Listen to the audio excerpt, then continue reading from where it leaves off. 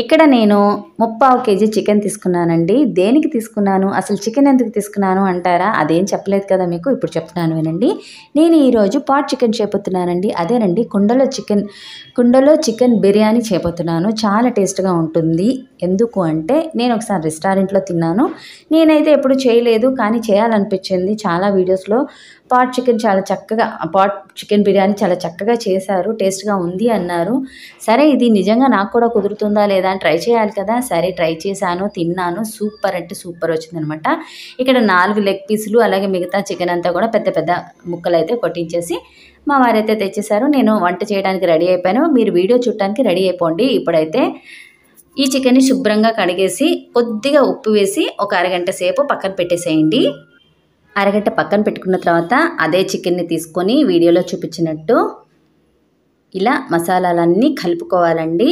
ఎలా అంటే చూడండి, ముందుగా ఇందులోకి ధనియాలు జీలకర్ర పౌడర్ అండి 1 స్పూను, తర్వాత 2 స్పూన్ల ఉప్పు, 2 స్పూన్ల కారం, తర్వాత చికెన్ బిర్యానీ మసాలా 1 పెద్ద టేబుల్ స్పూన్, ఆ తర్వాత ఉప్పు కూడా మొత్తం వేస్తాం కదా. తర్వాత అల్లం వెల్లుల్లి పేస్ట్ 1 పెద్ద టేబుల్ స్పూన్. ఇలా అన్నీ వేసుకున్నాం కదా. చివరిగా టేస్ట్గా ఉండటం కోసం ఇక్కడ నేను మెంతి పొడి వేస్తున్నానండి. మెంతి ఆకు పొడి, ఇది మెంతుల పొడి కాదు, మెంతులు ఆకు పొడి అనమాట ఇది. తర్వాత ఒక చెక్క నిమ్మకాయ, ఇవన్నీ వేసి బాగా కలిపేసేసుకోండి.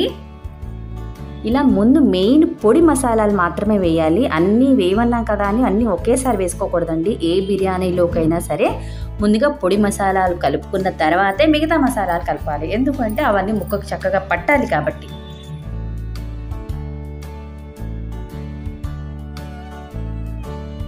ఈ పొడి మసాలాలన్నీ వేసి 5 నిమిషాలు పక్కన పెట్టేసేయండి. తర్వాత మిగతావన్నీ వేసుకుందాం.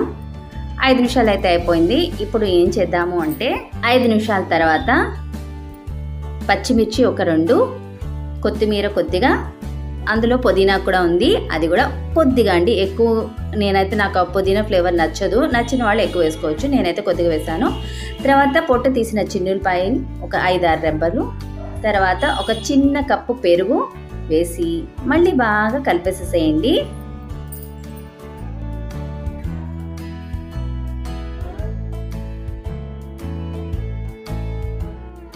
తర్వాత వేడి వేడి నూనె వేయండి.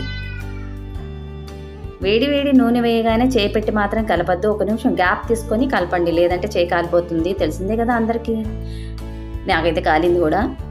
కానీ 1 నిమిషం వెయిట్ చేసి మళ్ళీ ఆపలేదు, కలుపుతూనే ఉన్నాను. ఇలా కలిపేసిన ఈ చికెన్ని మరొక గంట సేపు పక్కన పెట్టేయండి. ఇలా చేయటం వల్ల చికెన్ అనేది టేస్ట్గా జ్యూసీగా చాలా బాగుంటుంది. బిర్యానీలోకి ఫ్రై చేసుకున్న ఆనియన్స్ రెడీ చేసుకోవాలి కదా. దానికోసం ఇక్కడ నేను ఉల్లిపాయలన్నీ పొడుగ్గా కట్ చేసేసుకున్నాను. వేడి వేడి నూనె రెడీ అయిపోయింది. ఇప్పుడు ఈ ఉల్లిపాయలని ఇందులోకి వేసి చక్కగా ఫ్రై చేసేస్తాను. ఫ్రై ఆనియన్స్ రెడీ అయిపోతాయి. ఈ విధంగా వేయించుకుంటే చాలండి. మరీ ఎక్కువ కలర్ కావాలి అనుకొని ఇంకా మాడబెట్టారనుకోండి, ఇంకా అసలు ఇంకేం లేదు, మాడిపోతాయి అనమాట. ఈ కలర్ రాగానే తీసేసేయండి. తీసిన కాసేపటికి ఇంకొద్దిగా బ్రౌన్ కలర్ వస్తుంది అనమాట. ఇప్పుడు నేను ఏం చేస్తానంటే ఇందాక మనం మ్యాగ్నేట్ చేసి పెట్టుకున్నాం కదా చికెన్, దాన్ని ఒకసారి బయటకు తీస్తున్నాను. తీసి ఈ ఫ్రై చేసుకున్న ఆనియన్స్ కొన్ని వేసి కలుపుతున్నాను. మళ్ళీ చికెన్ నానబెట్టేస్తున్నాను, అంటే పక్కన పెట్టేస్తున్నాను.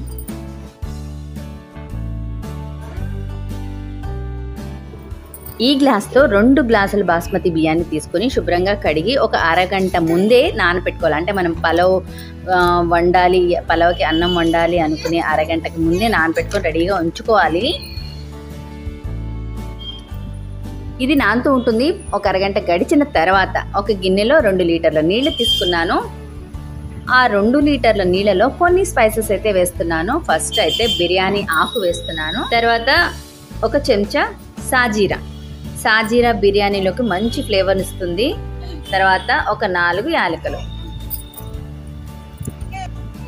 ఆ తర్వాత దాల్చిన చెక్క ఒక చిన్న ముక్క, తర్వాత లవంగాలు ఒక 4 వేసాం కదా. ఆ తర్వాత ఏం వేసుకోవాలి అంటే చెప్తాను. ఇది అజినమోటో అండి. ఇది వేయటం వల్ల అన్నం తెల్లగా పొడి పొడిలాడుతూ ఉంటుందన్నమాట. ఇది అజినమోటో, తెలుగులో నిమ్మప్పు అంటారు అనుకుంటా. ఇది వేసుకోవటం మర్చిపోకుండా వేసుకోండి, ఫ్లేవర్ బాగుంటుంది, అలాగే పొడి పొడిలాడుతూ ఉంటుంది, అన్నం తెల్లగా ఉంటుంది. తర్వాత కొద్దిగా కొత్తిమీర, పుదీనా 2 కలిపిన కొద్దిగా చాలండి, మరీ ఎక్కువ అయితే అవసరం లేదు. ఆ తర్వాత ఒక నిమ్మకాయ చెక్క ఇలా పిండేసేయండి, అంతే. ఇవన్నీ వేసేసుకున్నాం కదా. ఆ తర్వాత ఒక టేబుల్ స్పూన్ ఆయిల్ వేసుకోండి. ఆయిల్ వేయటం వల్ల కూడా అన్నం పొడి పొడిలాడితే ఒక మెతుకు అంటుకోకుండా చక్కగా వస్తుందన్నమాట. ఒక టేబుల్ స్పూన్ అయితే చాలు. ఆ తర్వాత ఇప్పుడు ఉప్పు వేద్దాం. ఉప్పు ఒక టేబుల్ స్పూన్ అయితే సరిపోతుంది. ఆ క్లిప్పింగ్ అయితే మిస్సింగ్ అయిందండి. ఒక టేబుల్ స్పూన్ ఉప్పు వేసుకొని స్టవ్ మీద పెట్టేసి బాగా తెరలేదాకా ఉండనియండి పొయ్యి మీద. అవి తెరులుతూ ఉంటాయి కదా. ఈలోపు నేను మీకు కుండ చూపిస్తాను, ఆగండి. కుండలో నేను బిర్యానీ చేస్తానని చెప్పాను కదా, ఇదే ఆ కుండ. ఆ కుండలో నెయ్యిని అప్లై చేసుకోండి లోపల. ఇలా చేయటం మూలాన కుండలో బిర్యానీ చేస్తాం కదా, అడుగంటకుండా ఉంటుంది, మంచి ఫ్లేవర్తో ఉంటుంది. మనం ఎటు కూరలో ఆయిల్ వేయాలి కదా, దానికి కూడా ఉపయోగపడుతుంది. ఇన్ని ఉపయోగాలు ఉన్నాయి కాబట్టి ఖచ్చితంగా ఇలా అస్సలు మిస్ కాకుండా చేయండి. నేను నెయ్యి తీసి అప్లై చేస్తున్నాను. నెయ్యి లేకపోయినా నూనె కూడా అప్లై చేసుకోవచ్చు. ఇలా కుండ మొత్తానికి లోపల వైపు బాగా అప్లై చేసుకోవాలి. ఇదిగోండి ఇలాగా నేను చూపిస్తున్నాను చూడండి. మొత్తం పెరుడు అంటే బాగా గట్టిగా ఉన్న నెయ్యి తీసుకోండి, పల్చడిది కాకుండా. మొత్తం నెయ్యి అంతా కూడా ఇలా అప్లై చేసుకోండి లోపల కుండ వైపు, కుండలోకి.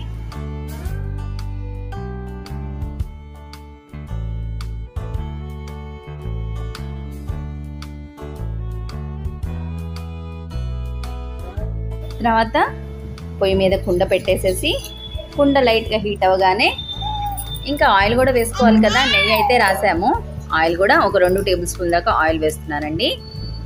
అది కాస్త హీట్ అయిన తర్వాత ఒక బిర్యానీ ఆకు, కొద్దిగా సాజీరా, మసాలాలు అనేవి చూసుకొని వేసుకోండి. మనకి ఎంత కావాలంటే అంత వేసుకోవచ్చు. నేనైతే చాలా తక్కువ వేస్తాను. దాల్చిన చెక్క చిన్న ముక్క, లవంగాలు 4. ఇంకా ఎక్కువ కావాలి అనుకుంటే వేసుకోవచ్చు. ఇవన్నీ వేసాం కదా. ఆ తర్వాత ఒకసారి కలపండి. చెప్పాను కదా, స్పైసెస్ ఇంకా ఎక్కువ క్వాంటిటీలో కావాలంటే వేసుకోవచ్చండి. ఎందుకు అంటే మసాలాలు ఎక్కువైన కొద్దీ ఘాటు పెరుగుద్ది.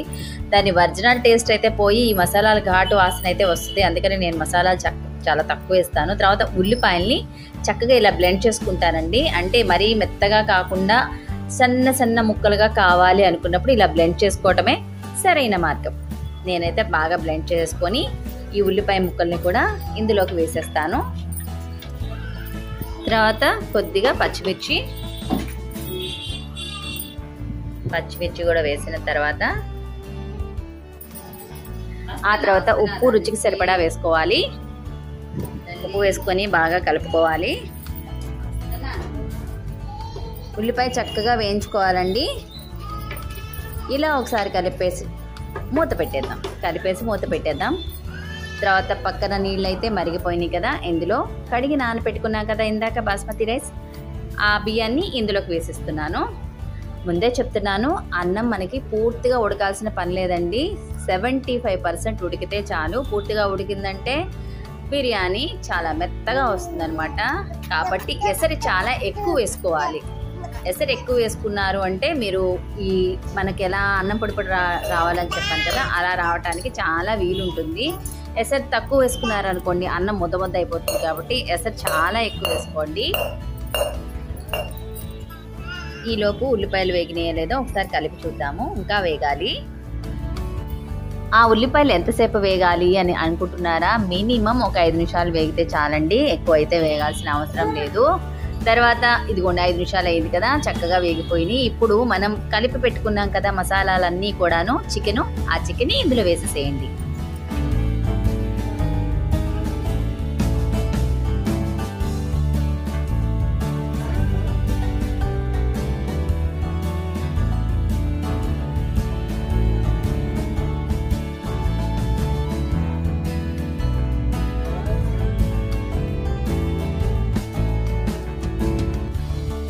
చికెన్ అంతా వేసిన తర్వాత ఇలా కలుపుతూ మినిమం ఒక 10 నిమిషాలు మంటని మీడియం ఫ్లేమ్లో పెట్టుకొని బాగా వేయించుకోండి ఆ ఉల్లిపాయ ముద్దలో. అప్పుడే చికెన్ అనేది మంచి టేస్ట్ ఉంటుంది. చికెన్ అలా వేయించుకుంటూ ఉండే ప్రొసీజర్లో మనం అన్నం ఎంతవరకు ఉడికిందో ఒకసారి చెక్ చేద్దామా. అన్నం అయితే 60% ఉడికిపోయింది. ఇంకొక 5 నిమిషాలు ఉడికితే చాలండి. ఈ లోపుగా ఈ పైన స్పైసెస్ అన్నీ తేలుతున్నాయి కదా, అవి నచ్చితే ఉంచుకోండి, నచ్చకపోతే తీసేయండి. నేనైతే తీసేస్తాను. అన్నం అయితే చెప్పాను కదా 60% ఉడికిపోయింది. ఈ గ్యాప్లో ఈ పైన స్పైసెస్ అన్నీ తేలుతున్నాయి కదా, అవన్నీ తీసేసుకుంటే బాగుంటుంది చూడటానికి. నాకైతే ఇష్టం ఉండదు, నేనైతే తీసేస్తాను. ఇష్టం లేని వాళ్ళు తీసేయండి, ఇష్టం ఉన్న వాళ్ళు ఉంచుకోండి.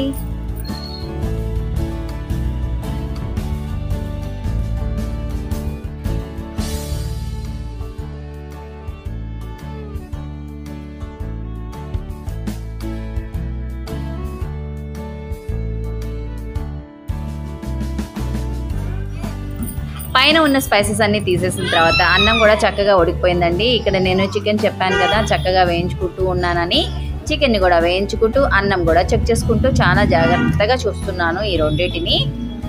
అన్నం ఉడికిపోయింది. తర్వాత ఇప్పుడు ఏం చేయాలి అంటే ఇదిగోండి ఇలా పట్టుకుంటే అన్నం చూసారు కదా చక్క పొడుగ్గా ఉంది. పట్టుకుంటే మనకి గట్టిగా అనిపిస్తుంది కానీ మెత్తగా అయితే అనిపించటం లేదు. ఇక్కడ చికెన్ కూడా చక్కగా చికెన్ నుంచి వాటర్ అనేది రిలీజ్ అయిపోయినాయి. బాగా వేయించుకున్నాం కదా, చికెన్లో వచ్చే వాటర్ చక్కగా రిలీజ్ అయిపోయింది చూసారు కదా. ఆ తర్వాతలో ఇప్పుడు మనం ఏం చేయాలి అంటే ఈ చికెన్లోకి ఈ బిర్యానీ రైస్ని ట్రాన్స్ఫర్ చేసుకోండి. చక్కగా లేయర్స్ లాగా ట్రాన్స్ఫర్ చేసుకోవాలి. ఇందులో నీళ్లు కానీ ఏమి వేయాల్సిన పని లేదండి, ఎందుకంటే అడుగున చికెన్లోంచి మనకి వాటర్ వచ్చింది. అన్నం కూడా 75% ఉడికిపోయింది. ఆ చికెన్లో అడుగున వాటర్ ఉంటుంది కదా, అది చాలు. అంటే చికెన్ నుంచి వచ్చిన వాటర్ చాలు. అలాగే మనం ఈ అన్నం వేసేటప్పుడు కొద్దిగా వాటర్ పడుద్ది, ఖచ్చితంగా పడుతూనే ఉంటుంది. ఆ వాటర్ చాలు. మిగతా ఇంకా వేరే విధంగా నీళ్లు వేయాల్సిన అవసరం అయితే ఏం లేదు. కొద్దిగా నేను బిర్యానీ రైస్ వేసిన తర్వాత ఫ్రై చేసుకున్న ఆనియన్స్ వేసాను. ఆ తర్వాత కొద్దిగా పుదీనా కొత్తిమీర, కొద్దిగా అండి, మరి ఎక్కువ కాదు. ఆ తర్వాత ఫ్రై చేసి పెట్టుకున్న జీడిపప్పు. ఈ జీడిపప్పు వేయించడం మీకు చూపించలేదండి, మీకు వచ్చు కదా అందుకని నేను చూపించలేదు. జీడిపప్పు వేయాలని కూడా పెద్ద గ్యారెంటీ ఏం లేదు, అందుబాటులో ఉంటే వేసుకోండి. తర్వాత ఇంకొక లేయర్ అన్నం వేస్తున్నాను. ఇంకొక లేయర్ అన్నం వేసిన తర్వాత మళ్ళీ సేమ్ అలాగే ఫ్రై చేసుకున్న ఆనియన్స్, కొద్దిగా పుదీనా కొత్తిమీర, తర్వాత ఫ్రై చేసుకున్న జీడిపప్పు. ఇలా నేను ఎన్ని లేయర్స్ వేసాను అంటే 3 లేయర్సే వేసాను, ఎక్కువైతే వేయలేదు.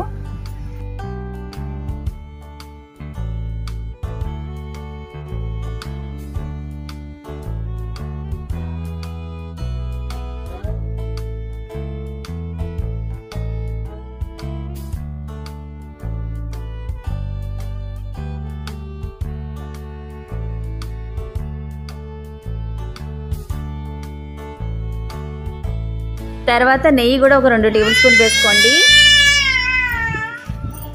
నెయ్యి ఒక 2 టేబుల్ స్పూన్ వేసుకోవాలి. వేసేసుకొని తర్వాత ఫ్రై చేసుకున్న ఆనియన్స్ కూడా వేసుకోవాలి. ఫ్రై చేసుకున్న ఆనియన్స్ కూడా వేసుకున్న తర్వాత సాఫ్రాన్ వాటర్ని వేసుకోవాలి. లేదు అనుకుంటే మన ఇంట్లో ఉంటుంది కదా సాఫ్రాన్, అదేనండి, కొద్దిగా ఫుడ్ కలర్, అది నీళ్ళల్లో కలుపుకొని కూడా వేసుకోవచ్చు. కలర్ కావాలి అనుకుంటే, వద్దనుకుంటే స్కిప్ చేసేసేయండి. ఇలా అన్నీ వేసేసుకున్న తర్వాత దీన్ని తీసుకెళ్ళి బొగ్గుల పొయ్యి మీద పెడదాము. అప్పుడే ఇది చక్కగా మనకు కావాల్సినట్టుగా చక్కగా కుక్ అవుతుందండి. దానికోసం నేను ఇక్కడ గోధుమ పిండిని తీసుకొని ఇలా అంచులకి అప్లై చేసేసుకొని మూత పెడతాను. ఆవిరి అనేది బయట పోకుండా చాలా చక్కగా కుక్ అవుతుందన్నమాట. ఇలా పెట్టేసుకున్నాం కదా. ఇప్పుడు ఈ బొగ్గులు పొయ్యి మీడియం కాకలో ఉంది, అంటే మీడియం స్టేజ్లో ఉందన్నమాట. మరీ ఎక్కువగా సెగలేదు, తక్కువ సెగలేదు. ఇలా ఒక 20 నిమిషాలు దీని మీద వదిలేసామంటే 20 నిమిషాల తర్వాత నేను ఓపెన్ చేసి చూస్తున్నాను. ఎంతో గుమగుమలాడిపోయే కుండలో చికెన్ అదిరిపోయిందండి. ఫస్ట్ టైం చేస్తున్నాను, తింటున్నాను కూడా, అదిరిపోయింది.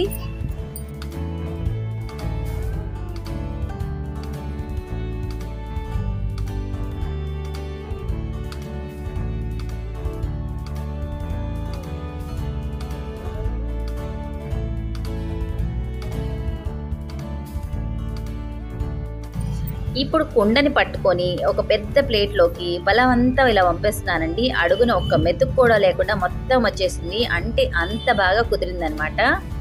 చూడటానికి బాగుంది, టేస్ట్ కూడా అద్దిరిపోయింది. అరోమా అయితే ఇక చెప్పక్కర్లేదు, ఎవరికైనా టెంప్ట్ అవ్వాల్సిందే, అంత టేస్ట్గా ఉందండి.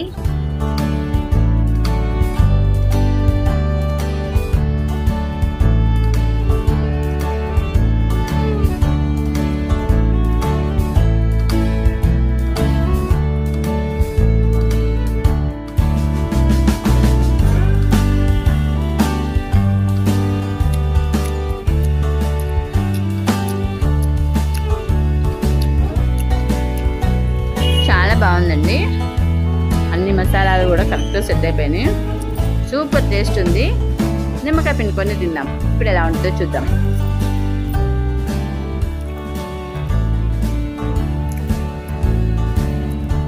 నేనైతే తింటూనే ఉంటాను, అస్సలు ఆపను.